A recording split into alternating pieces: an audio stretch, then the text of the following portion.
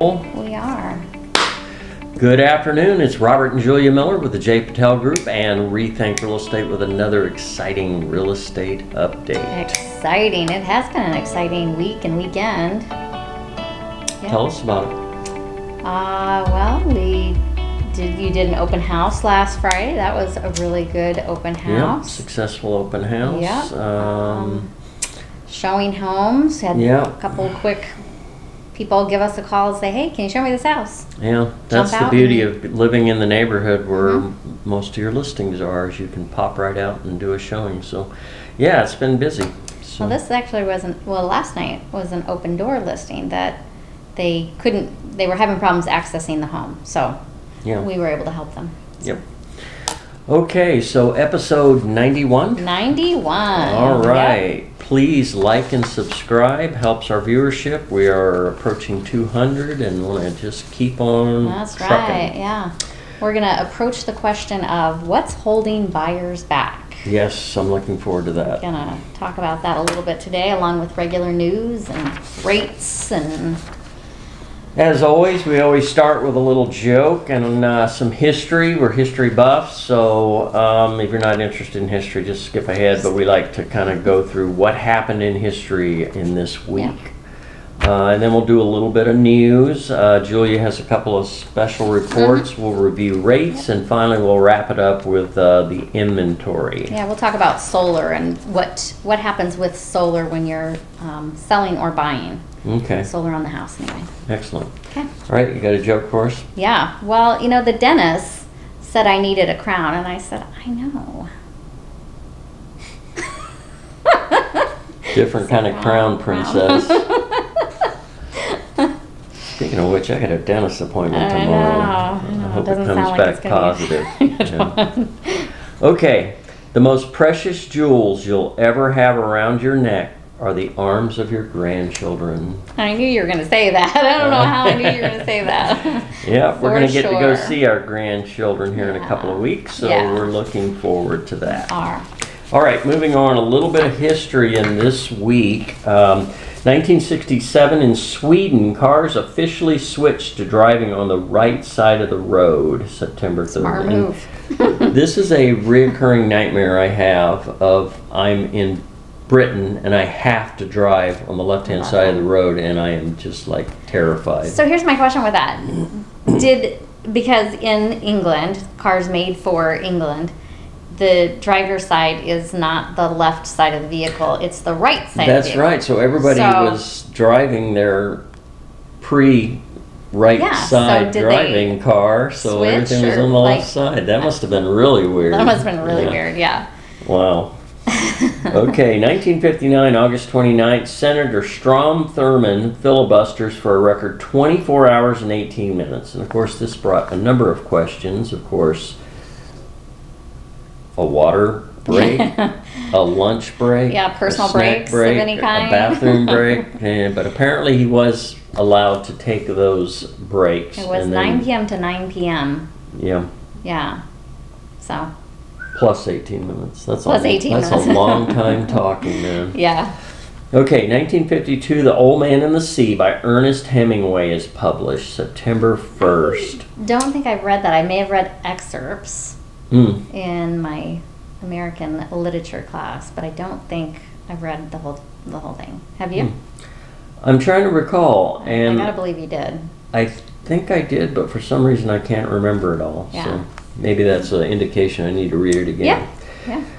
1945, Japan surrenders September 2nd aboard the USS Missouri, ending World War II. Yes.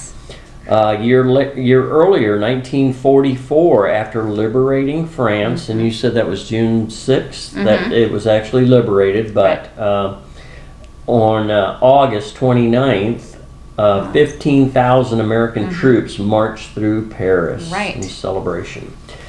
1920, on August 31st, John Lloyd Wright is issued a patent for Lincoln Log toys. I love Lincoln Logs. Oh my gosh, they were so cool. Oh man. That and the Erector set, those were the two best boy toys ever created. Okay, 1784, the Treaty of Paris ends the U.S. Revolutionary War on September 3rd. September 3rd, 1784. Wow. Yep. Took a while, didn't it? Wow. All right. Oh, so wait. I see some Alaska news there. Well, okay. Oh, that was a long time ago. Yeah, Wow. 1899 on September 4th, an earthquake measuring 8.3 on the Richter scale strikes Alaska. They actually had some pretty big earthquakes. Yeah, we I learned didn't the last time realize we were there. until Yeah. the last time we were there, and they were talking about the Yeah. history of Alaska, how prone to earthquakes they are. Yeah. They do have them. So. We went to Anchorage, flew into Anchorage, and there's a harbor there, Cook Inlet, I believe is what it is. Right. And you look out over, and there's a volcano, and that's the one that had gone off in the 50s, I think. Yeah, they have volcanoes, they have earthquakes. Yeah. You don't think about that, but it makes sense. In Alaska, you just don't hear about it, I guess. Mm-hmm. Okay, moving on to a little bit of news. Housing news, the market near bottom. Pending home sales slipped 1% from June to July and are down 19.9% from the same time in 2021. Kind of covered that a little bit. The drop was smaller than previous months and could be a sign of the market settling. So we'll see. Sales prices of existing homes fell by $10,000 in July to a median of $413,800. However, prices were still up 10.8% year over year in July, and it's 9.5 in the valley here. So yeah. So if you're thinking, well, that's not what you said last week. We were covering here, our market. Yeah, this it's 9.5, but this national number is 10.8. So yeah, we're not too far off from national. You remember in the valley we talked about we started the year at 28% appreciation, just ridiculous, and now it's down to 9.5. Right. And it'll probably end up in the 5 to 6 range by the time the year's out. I'm hoping for 7, but yeah, that would be nice if it hangs in there at 7. But we shall see. Let's see what Jerome Powell has to say about that. Buyer regret. A new survey finds 72% of new home buyers have regrets about their purchases. Uh-oh. Topping the list, 30% said they spent too much money. There was some crazy bidding and emotional overbidding going on, so we know about that. Or you had to move, so you had to go over what was listed. Yeah, some folks didn't have any choice. They had to play the game. So yeah, I can understand them regretting for sure. The second most common regret was rushing the process. 26% felt they bought too quickly. Yeah. They didn't shop around because they felt, again, like with the limited inventory, they better strike while the iron's hot, or they may not get a chance. So, and we hear buyers say that on occasion. I feel like I'm rushing things. We really don't want to rush this, you know. So we give people space. Yeah, it's totally understandable. Sometimes it works out better for them if they wait. Sometimes it doesn't. So it just depends. Economic news, we are seeing a little bit of relief in inflation, although we still have a long way to go to hit the 2% that the government wants to see. So, the Personal Consumption Expenditures Price Index. PCE-PI? No, just PCE, thank you. The Core PCE Index, it was year over year. It rose 6.3% in July, but that was down 6.8% in June. So we're seeing a slight tick down, not huge. So hopefully we'll keep seeing that. Maybe some bigger chunks would be nice. So we'll see. Regulatory news. Powell really gave a powerful and impactful to the market speech at Jackson Hole this week. Yeah. Powell brings the hammer, is the way it was titled. At the annual Federal Reserve Symposium in Jackson Hole, Wyoming, Chair Jerome Powell brought the news everyone expected: more rate hikes. Wow. Restoring price stability requires using our tools forcefully to bring demand and supply into better balance. Bummer, Jerome. He used the word pain. That everybody was going to have to endure pain to get to the goal in this process. If I just feel like if he hadn't said that, or this part requires using our tools forcefully. I can deal with that. I understand you're going to be aggressive with but telling everybody they're going to have to endure pain. I think that wasn't worded very well. Menacing, so. isn't it? Okay, so that's a little bit of news for this week. Julia has a couple of special reports that she wants to talk to us about. Yeah, just real quick. So along those lines, and I think you've touched on these, so I'll just kind of reiterate what you've already gone over in the news stories and give you some percentages. So a survey was done, and this is done of accredited buyer representatives, which is what Robert is.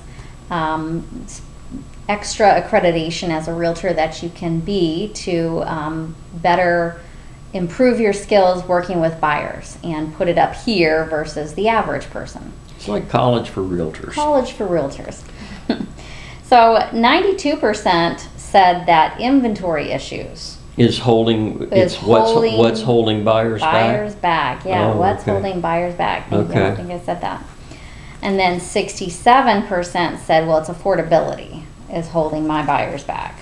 I'm surprised the inventory, because Inventory has improved. But it it's has improved still, dramatically. I'm it's surprised still it's hard. still that high an issue, but it's a long way. I hear the gurus say 35,000 is a number they would like to see, in the valley, and we're at 18.6, so. Yeah.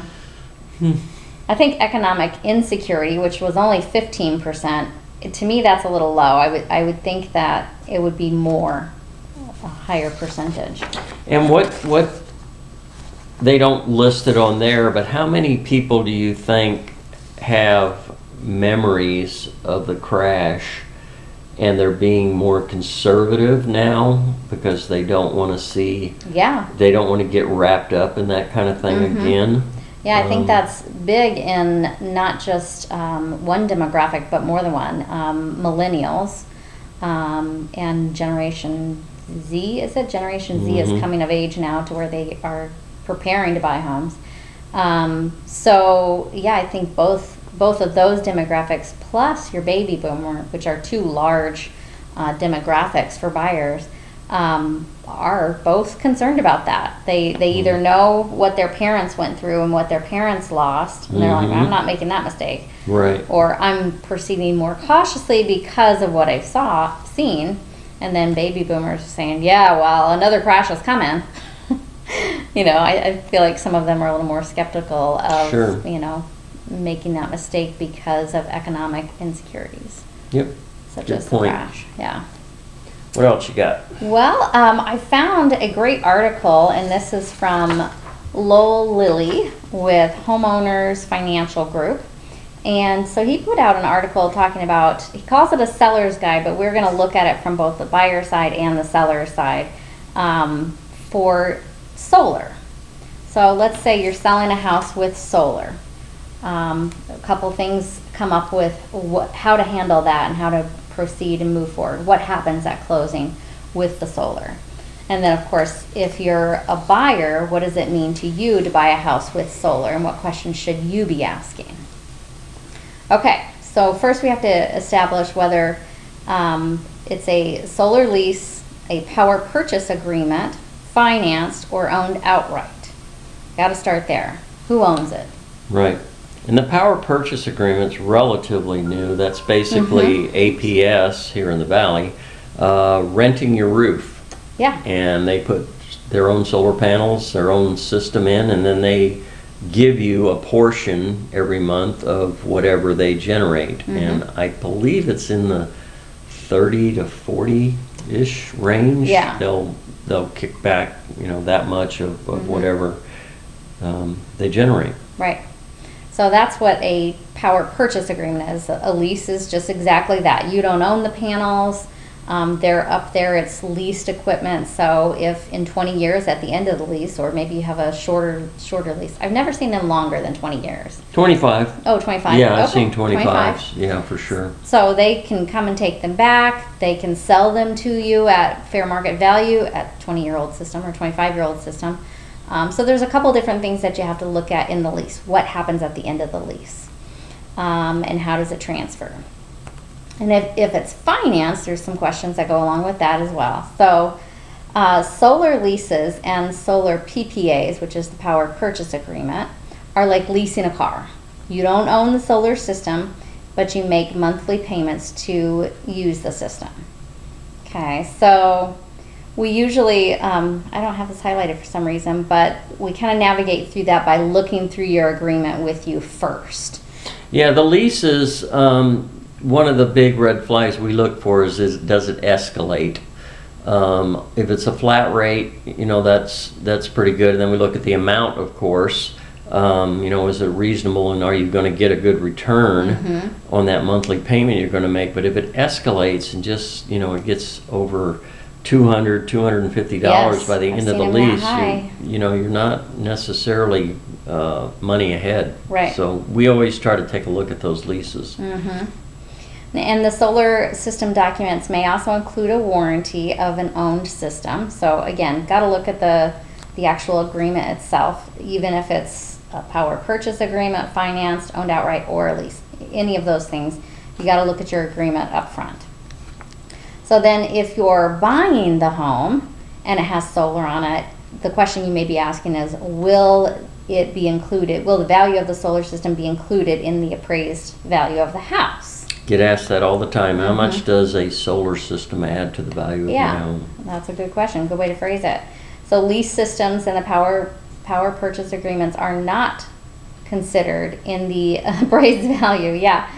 Because the equipment is not yours. It's not owned. Sometimes the solar lease may be paid in full. Here's another caveat. Technically, still no value. However, buyers who appreciate solar and realize that the lease has already been paid off, even though an appraiser might not, because he doesn't know about what's going on in the background about it being paid off or not paid off. He just knows it's leased, so he's not giving it any value because it belongs to somebody else. But a buyer may perceive and appreciate that there is some value in having that solar system for the next 15 years covering their whole power bill, and it's already been paid off. The other advantage of that is you don't own it. So if the inverter goes out, that can be $2,000. It's the solar lease companies, and it's their responsibility to repair it. So there's actually an advantage when you look at it that way. So if there's a problem with the panels, if there's a problem with the inverter, those things are all leased, and they're under warranties because it's not your equipment, it's their equipment. So okay, so if the system purchase was financed, so let's say you paid it off, but you took out a loan to pay it off. So it's a lease, but you've paid it off, so you're to the lease company. You bought the panels. Oh, right. If you bought the panels, but you took out a loan to pay for those panels, then that kills the value. That's right. I got this confused again, even though we talked about it earlier. So if the system purchase was financed, any financing documents should be supplied to your lender, right, or the buyer in this case, to make sure it can be transferred free and clear. It is rare that the value can be considered, again, because there's a lien against it, essentially. Right, exactly. The terms include verbiage that the solar panels may be repossessed or disabled if the loan is in default. So again, the appraiser is going to say, we can't include that in the value. So, okay, so what other helpful information can you provide? Let's see, who is this coming from? This is coming from a seller standpoint. Your lender will need to know if the solar agreement or equipment is being transferred to the new owner. Okay. The transfer can take place in different ways. 2 ways, of course, the leased or the PPA, the power purchase agreement. And all of those solar companies have their own transfer document, and they do it all the time, so once you put the request in, they know exactly what you're looking for. Yeah. Most of them can be pretty easy to contact and reach and let them know, hey, I'm selling, Others take a couple phone calls. You got to be persistent. So the transfer is allowed per the current agreement if it's leased or a PPA. So again, you got to look at the agreement, see what it says about transferring ownership or if you sell your house. The seller or new owner is exercising the purchase or buyout option of the solar panels in the existing agreement. So guess what? You as the buyer can ask the seller to make a contribution towards what's still owed. Or pay it off completely. And we have had that situation in transactions before where the buyer is a snowbird.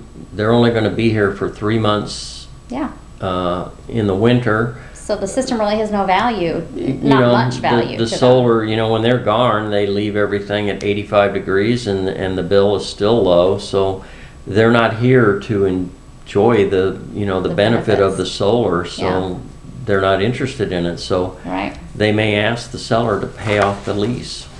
And that goes for a loan too. If the solar panels are financed in any way.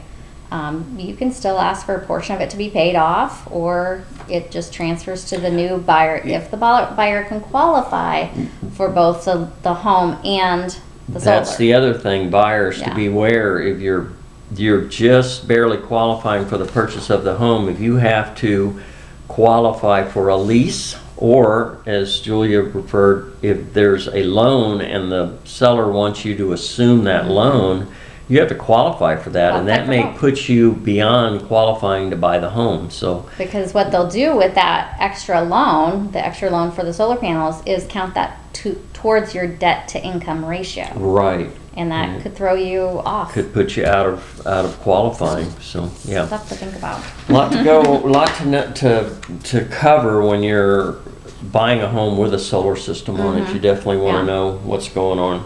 And there's almost always, in a lease situation, there's almost always a transfer fee from the solar company. Traditionally, the seller pays for that. Traditionally, but not all the time. Everything's negotiable. So it's not a huge amount. I've seen like $250. I think is kind of a common number, but who knows? Still, again, you got to check your agreement. So. Yeah.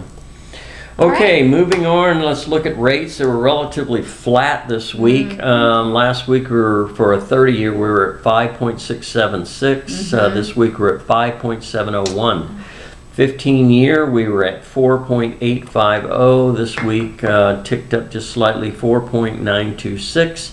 VA actually went down. It went up to. It went down slightly. Just slightly, yeah. 5.275. It went down to 5.250. Okay. And then the 7-year arm stayed the same. It's still at 5.250. Very good. Inventory in the valley. We were at 18,690. This week we're at 18,820. 820, which means we only went up 130. Oh, okay. So things are slowing down it's there definitely a little bit. slowing down. All We're definitely seeing a trend where the number of listings is dropping. Peoria was actually down. They were at 645. They're down to 636. Surprise was up. 807, they're now at 844. A little closer to home here, Trilogy at Vistancia added 1, they're at 30. Price range 525,000 is the most affordable, 1,250,000 is the most expensive. The Village dropped 2, most affordable 396,000, most expensive 1,150,000. Blackstone Country Club dropped 1. Good. The range remains the same though, 800,000 is the most affordable, 2,950,000 still tops the list. Portobello dropped 2, they're at 16 now. Most affordable home is 460,000. The most expensive, 888,000. Sun City Grand added 1. They're at 61 now. Most affordable, 347,000. Most expensive, 879,992.